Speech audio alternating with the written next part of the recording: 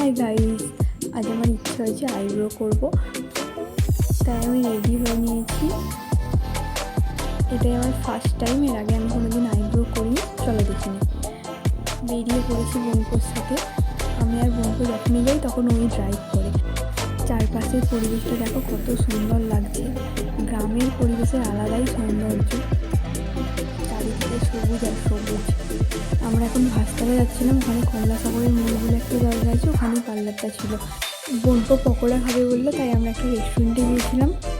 আমি এতই ফোন ঘাঁটতে ব্যস্ত ছিলাম যে কখন পকোড়া দিয়ে গেছে আর কখনো খাওয়া হয়ে গেছে সেটা ক্লিপটা নিতেই ভুলে গেছি। তারপর আমরা একটা ফলের দোকানে গিয়েছিলাম এই ট্রেগুলো নিতে। এগুলো গাছ বসানোর জন্য দিদি নিয়ে যেতে বলেছিল।